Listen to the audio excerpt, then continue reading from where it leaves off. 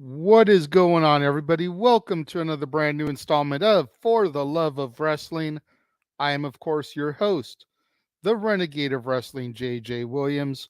Happy Thursday morning for all you West Coasters like me. Happy Thursday afternoon for all you East Coasters. We are going to be discussing last night's episode of AEW Dynamite, as we always do on Thursdays. A lot of stuff to get into, a lot of stuff to discuss, a lot of stuff to shill and plug for because we've got an insane weekend ahead of us. But before we get to what is in the future, let's discuss what is now in the past. And that is last night's episode of AEW Dynamite. Last night's episode emanated from the Toyota Arena in Ontario, California, which is literally about a 45-minute drive in good traffic from where I live. If I had had the money, I would have gone. And watching the show on TV last night, I definitely wish I could have been there, as all in all, I thought it was a solid show.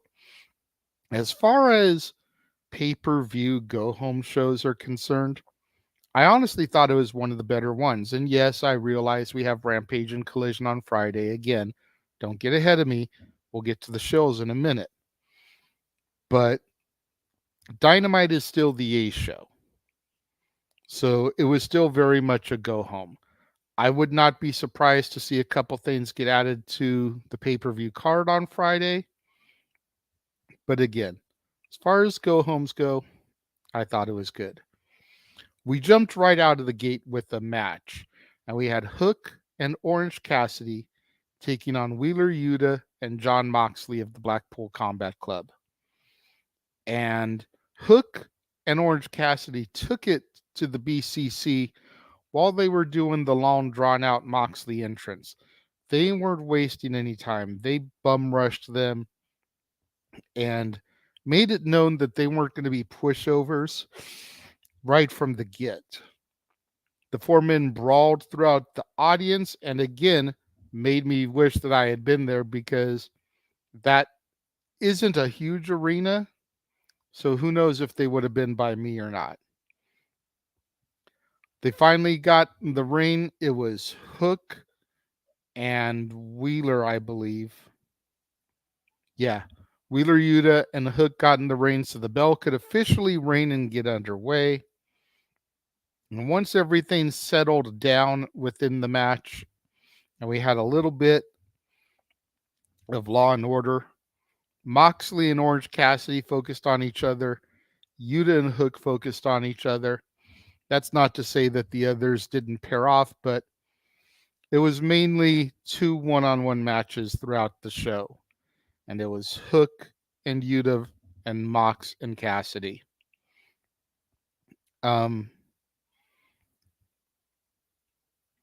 Mox took an orange punch and basically no-sold it. And I wasn't too keen on that because regardless of what you think about Orange Cassidy, regardless of if you're a fan of his or you're not a fan of his or you think he's goofy, the orange punch is his gimmick. It's like taking a Superman punch from Roman. I understand different sizes, different weights, different power behind the punch. But would Mox stand there and no sell for Roman Reigns? Then he shouldn't no sell for Orange Cassidy, especially if the orange punch is his move. Mox then hit the Death Rider. Yuta got the pinfall. BCC get the victory. And post-match, Mox got on the microphone, says that this Saturday is going to be a course correction. He's going to get back the title that he never should have had to give up in the first place. Reset of the access, and he's going to reclaim the International Championship. We then saw Omega, Ibushi, Jericho, and Paul White all arrive at the venue. And then we had a face-to-face segment here. Excuse me. A little bit tired this morning. Apologies for the yawns. Had a face-to-face segment, and the stipulation was neither man could attack the other. And the segment was Swerve Strickland and Hangman Adam Page. If one of the men attacked the other one, then they would be suspended for the rest of the year, and the match at Full Gear would be canceled. And when Tony Schiavone goes to ask Swerve why he broke into the Hangman's house, Page snatches the microphone from Schiavone and just tears into Swerve Strickland. And the promo that he cut, although I'm sure heartfelt and very real to him, was very heelish. It almost painted Page as the heel in the match. Whereas, yeah, Swerve has been doing some diabolical shit. But the way that Hangman Adam Page grabbed the microphone and went in on Swerve, it's like, did you learn absolutely nothing from the Punk situation? Because how did the Punk situation really begin in the first place? It began with a shoot from Page to Punk. And when Punk tried to course correct and get everything back on track, everything started to fall apart. And then we got to Brawl Out and blah, blah, blah, blah, blah. But this is how everything started with Punk. Was a very real shoot promo from Page to him. And that's kind of what we got here, was a very real shoot promo from Page to Swerve. I mean, he's going in talking about how Swerve got fired from the WWE 2 years ago. He's talking about why Swerve's woman left him, why his kids won't see him anymore. And again, I'm just like, dude, personal bias aside, because we all already know I'm not a huge fan of Hangman Adam Page, but if I'm watching this and I don't have personal feelings towards somebody, I see Swerve Strickland come out. I see Prince Nana doing his dance. I see the entire crowd doing the dance. And then I see Hangman Adam Page come out and just cut this promo. I'm going to assume that Hangman is the heel in this. And that Swerve's the babyface. And it's supposed to be the complete opposite. This is where the problem is in AEW and their booking. Once Page is done lighting Swerve up, he says that we may not be able to touch each other, but they didn't say nothing about you. And he turns to Prince Nana and he knocks Nana the fuck out. Just starts beating the piss out of him. And Swerve can't do nothing, because if Swerve puts hands on Page, then he gets suspended. So Swerve has to stand by and let Adam Page beat the piss out of Nana unprovoked for no reason. Again, very heelish, in my opinion. We then went backstage and we saw Roderick Strong and the Kingdom with Lexi Nair. Roddy says that he knows who the devil is for sure, calls his buddy Adam Cole, puts him on the video screen, and tells him that MJF is the devil. He would bet his life on it. Cole says that he knows that it is not MJF, but how do I know that it's not you? To Roddy. Cole hangs up the phone, and we're left in limbo here regarding the devil once again. At this point, it's now 5:35 Pacific, 8:35 Eastern, and we're getting a women's match. Holy shit, it's not at its normal time slot. What the actual hell? Proof that women can be booked outside of their normal quarter hour. and have a banner of a match. It's Sky Blue versus Red Velvet, the winner of which gets added to the match at Full Gear for the TBS Championship against Chris Statlander, the champion, and Julia Hart, one of the challengers. This was a great match by both women. Apparently, they point out on commentary that Sky Blue has faced Red Velvet 3 times previously in her career, and all 3 times Red Velvet won. However, a Code Blue scores the victory for Sky Blue, advancing her to the TBS title match at Full Gear. Definitely looking forward to this. This is one of the storylines I'm actually invested in, and it's a lower mid-card storyline. Daniel's in the chat room. What's going on, Daniel? Good to see you. Says, I really hope that Hangman Page will reform a faction that he was in Reign of Honor called the Decade. I don't know anything about that. I didn't know about Page prior to AEW. So this is all new to me, but that sounds like an interesting idea, especially since the Elite got back together and haven't really been Elite. But we'll get to them in a little bit.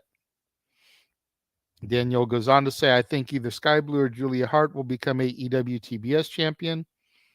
I agree with you on that one. If you want to know who I think will become TBS champion, make sure you tune into Simply Predicting this evening. But again, we'll get there when we get to the shows later on in the night. We then had a video of Miro as he's talking about CJ Perry. Kind of whatever, time filler, if you will.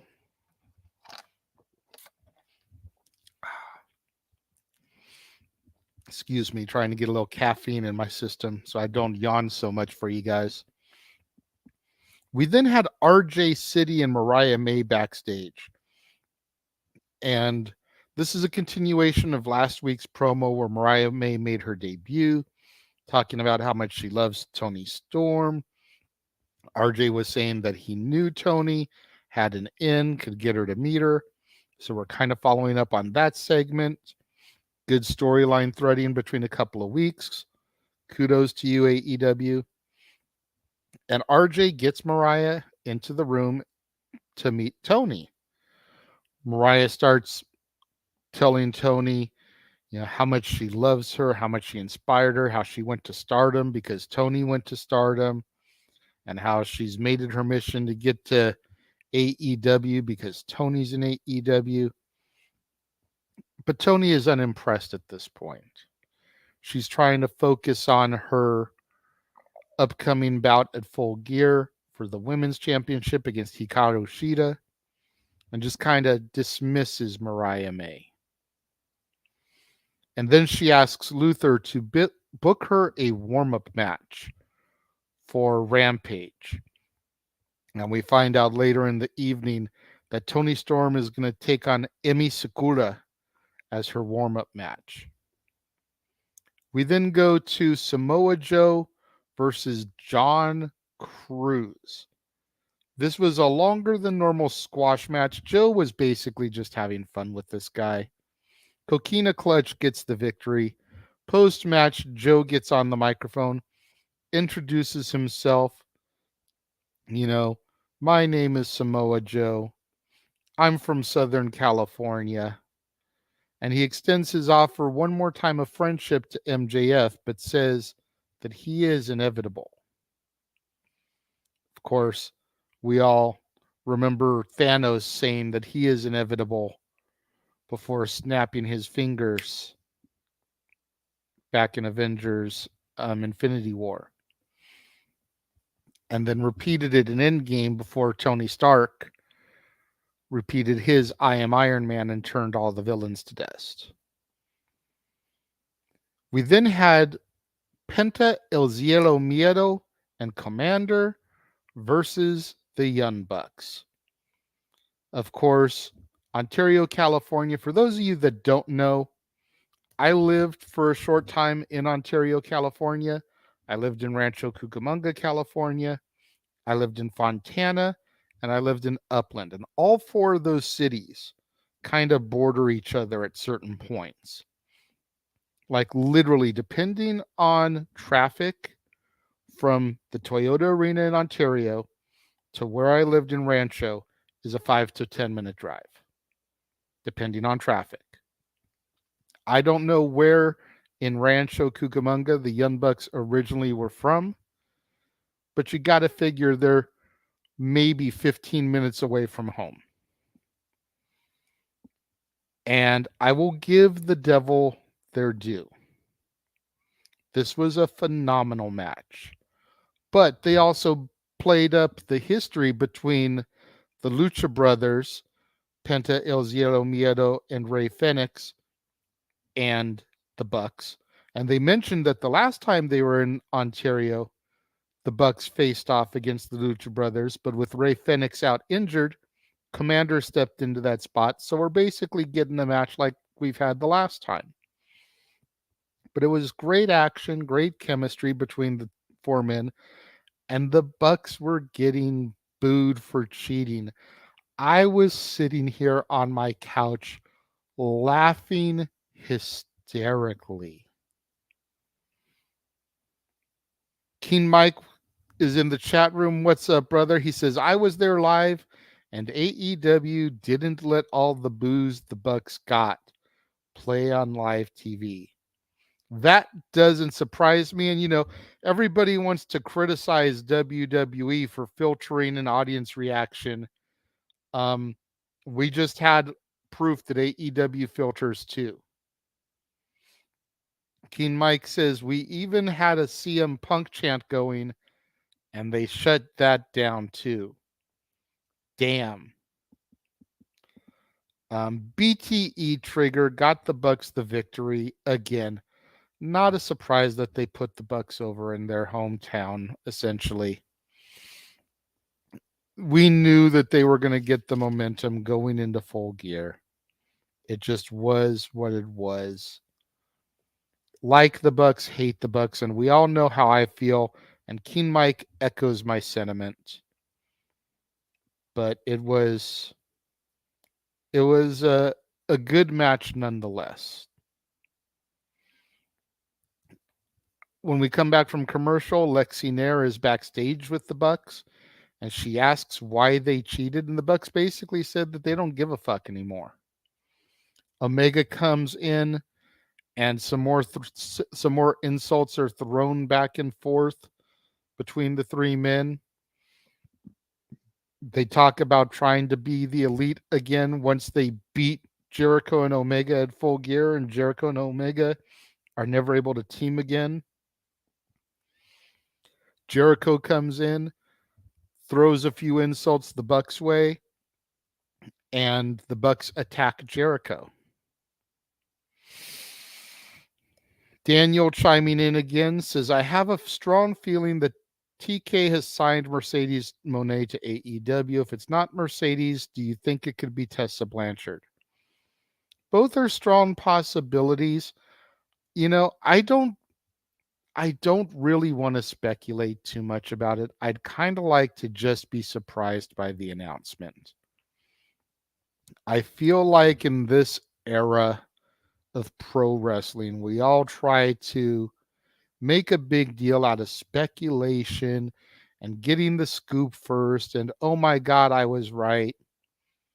I'm trying to take this back to 98, 99, 2000 when I was first a fan.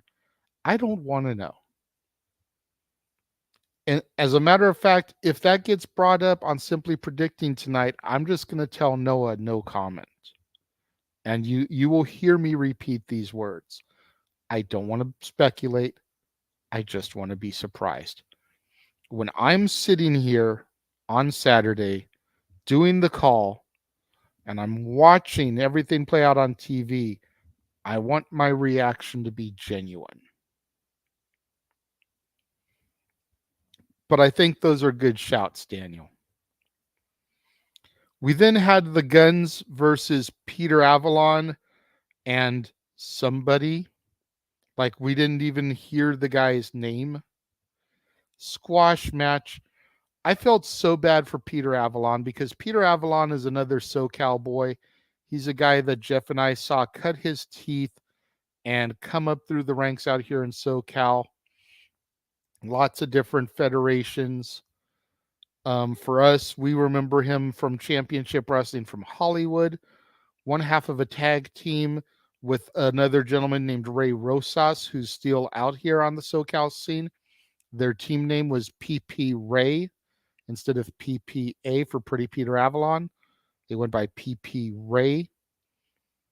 But I just felt bad to see him get squashed in such a matter. Like, I get the Guns are going to get their momentum build up towards the pay-per-view. I just felt like this was a bad way to squash him. You know, I almost would have rather that Avalon had been in the match with Joe, since it was a squash match, but it actually went a little bit longer. Because literally, like, the bell rang, the Guns hit the 310 to Yuma, 3 count, that was it. The match with Joe, I could be wrong, but I feel like it went close to 5 minutes because Joe was just toying with the guy. So if he was just toying with the guy, then PPA may have actually been able to get a little bit of offense off onto Joe. And although getting squashed would have been made to look a little bit better, and he would have been in the ring with another SoCal legend, it would have been a battle of SoCal and SoCal. So you knew both SoCal boys weren't going to win. And you know, with the monster push Joe's getting, he was going to go over anyways. I just think it would have been better booked. King Mike says, someone will spoil it, JJ. I know, but honestly, once we're done with our watch along on Friday, which again, I'll get to in a little bit, I'm probably going to stay off of social media until the watch along on Saturday because we're going live at 2:30 Pacific anyways. Weekends, I usually sleep till 8 or 9, so that's only a few hours I got to avoid social. I think I can do it. He said, Daniel says, either way, I'll pop out of my seat from watching the pay-per-view with his friends. That's fair. King Mike says he was on a dark match and he lost that too. See, that's a shame. We then got a Wardlow promo, and Wardlow talks about how he saw the fear in the devil's eyes as a reference to MJF when he assaulted him the last week, picked him up and like held him up against the roll-up door of the arena. He saw the fear in the devil's eyes, and he's going to make the devil his bitch. And then the devil appears on the TV screen. So, again, the way Wardlow is referring to the devil in reference to MJF. Now we've got Wardlow kind of alluding to the fact that MJF may be the devil. We've got Roddy thinking that MJF's the devil, but that's too easy. We then had our Like a Dragon Gaiden street fight. And this was sheer chaos, pure entertainment. Like, this is another reason why I wish I could have been there at the arena last night. It just looked so fun. And watching all the chaos spill everywhere, seeing some of the places they went, it's like, I know exactly where those places are.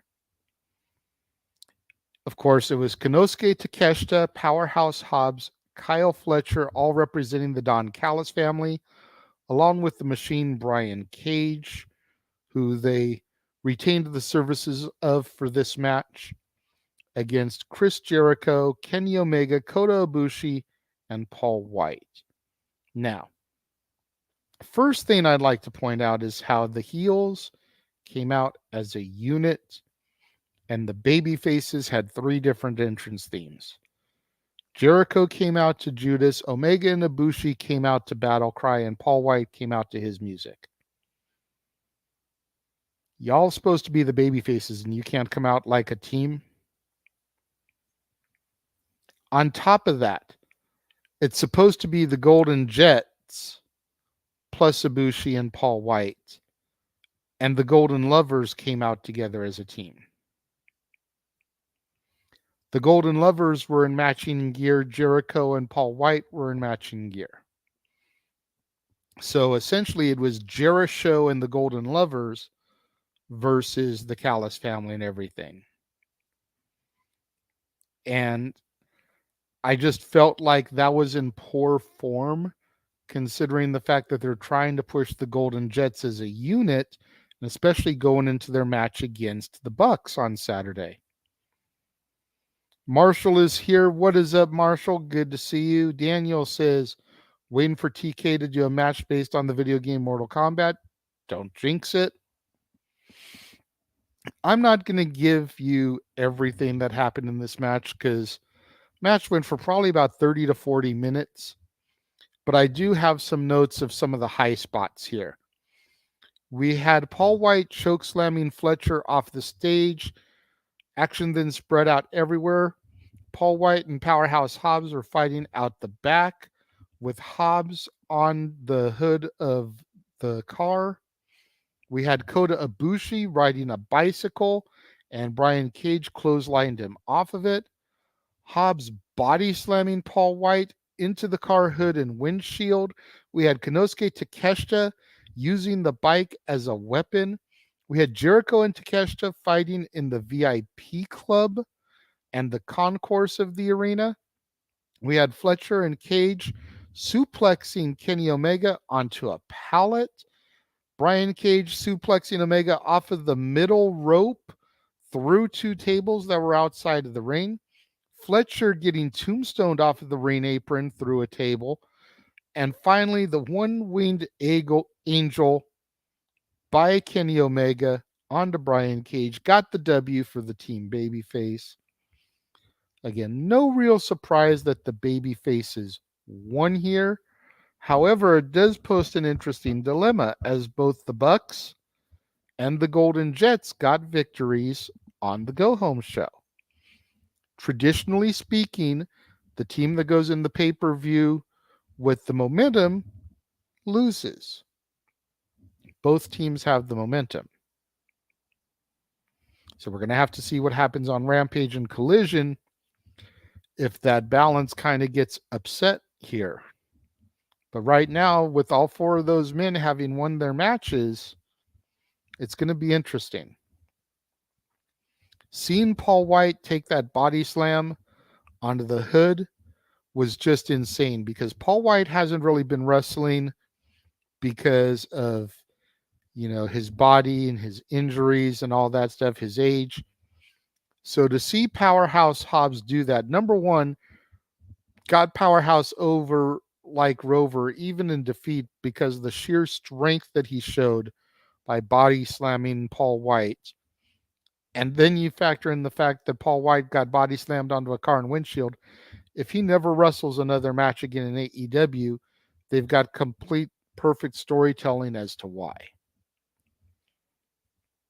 However, seeing Jericho together again was fun. We then ended the show with MJF coming to the ring, and he apologizes to the Acclaimed and to Adam Cole because it seems like everybody that he gets involved with gets injured and hurt. And he's afraid that he's going to let the people down.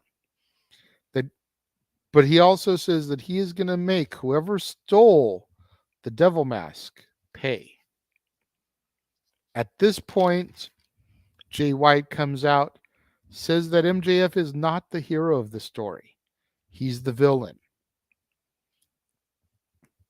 He then says that he's got two words, and while the crowd thinks he's talking about guns up, he says, get him. And Bullet Club Gold jumps MJF 4-on-1, leaving MJF laying in the ring as Joe watches on from the TV in the backstage area. Now again, momentum going in the show. Jay White has got the momentum. Chances are Jay White's going to lose. So, does anything change on Rampage and Collision? Does Jay White lose because of the reveal of the devil? Who is the devil? Lots of good speculation has been going on in regards to that. Some people say that it's Britt Baker and Adam Cole, and they've been doing a split role. While Adam Cole supposedly is at home, Britt's been the devil in person, and they're a unit against him. Some people are saying that it's Jack Perry. Some people are saying it could be CM Punk. Some people are thinking maybe it's David Finlay bringing the Bullet Club from Japan over. Lots of good stuff going on. Excuse me, as far as the storytelling here goes, and hopefully it'll all be revealed at Full Gear. Daniel says the spots in the match were crazy. Paul White can still take a good bump. Exactly. Powerhouse Hobbs is the big show of AEW, turning heel and face 1,000 times. I mean, that's fair. What if the devil is unmasked as Jake Hager? I think it'll be a letdown. The main event was the Hardys versus Garcia and Magic, but they didn't show it on TV. It was the best part of the show. Damn. Half the people left. They thought the show was over. That's crazy. Marshall again says, is it possible that Jake Hager is the devil? I don't think Jake Hager is the devil. I think that'll be very disappointing. Just said that. No need to repeat the question. We are going to do as we always do here on For the Love of Wrestling. We're going to take a quick, about 90-second commercial break, show you a couple trailers, what's coming up as far as special events on Open Mic Night and watch-alongs across the multiverse of media. We'll come back. I'll address any other questions that come in, any super chats that come in. And if none come in, I'll just do a couple of really quick last-minute shills, and then we'll get out of here. We'll be back in about 90 seconds.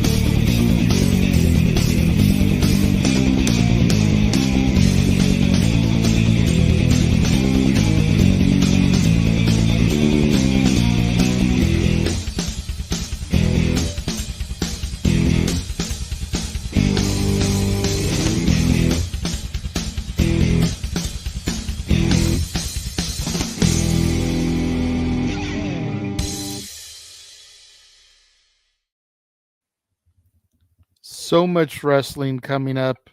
I've got a updated watch long trailer I've got to make with all the stuff that's been added here as of recent, including the announcement about Backlash in Paris that was made today.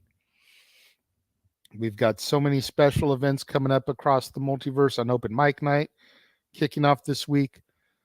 We have 4 watch-alongs in the next 10 days, y'all, for real. But before we get to that, during the trailers, Marshall said a B+ show, in my opinion. I think I'd agree with that. I'd say somewhere between an A- and a B+. We then have Daniel saying that he thinks MJF will still be the champion after the match. The lights will go out, the devil will go out, and the people with the devil will show up and attack both Jay White and MJF. Interesting theory. Marshall says, will you be doing pay-per-view recaps for AEW, WWE, and or TNA? So in regards to this, as far as For the Love of Wrestling is concerned, no.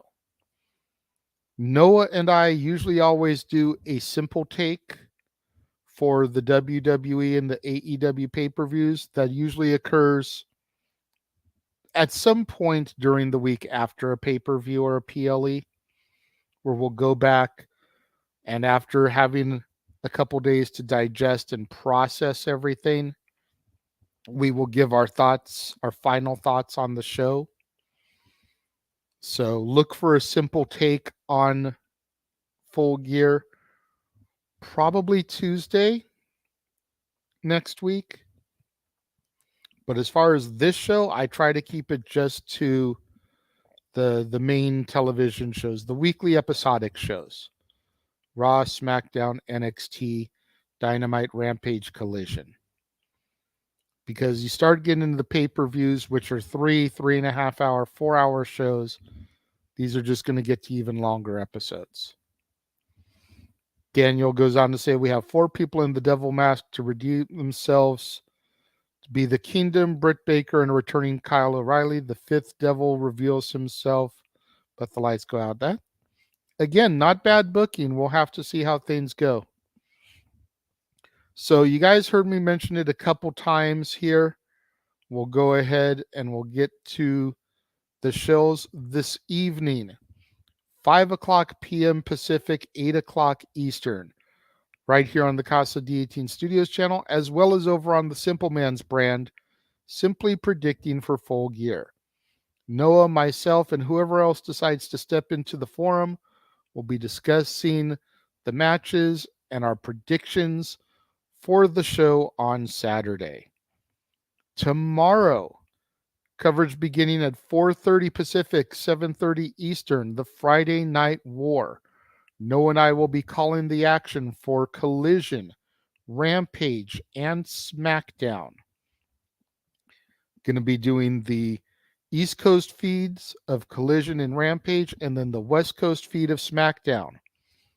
We ask that nobody post spoilers of what is happening on SmackDown while we are doing the AEW coverage. You will be banned immediately from the chat room.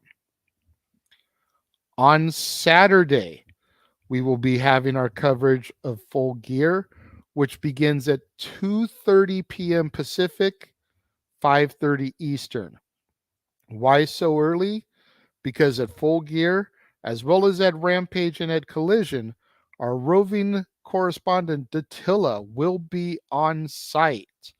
She'll be popping in and out of the streams, giving us updates, giving us reactions, giving us live thoughts, trying to bring fans into the show, etc., etc. So 2:30 Pacific, 5:30 Eastern, the coverage begins for AEW Full Gear.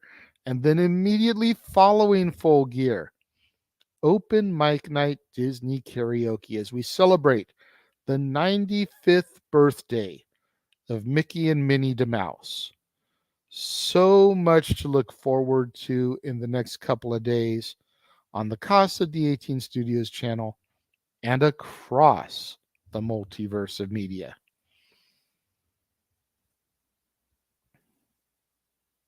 So that is what is going on. And then, of course, make sure you guys tune in on Monday to For the Love of Wrestling as I bring to you my thoughts on Rampage, Collision, and SmackDown. Going to be able to give you guys all my thoughts on those shows on Monday, as always. Next week begins Thanksgiving week. Going to be a lot of stuff going on.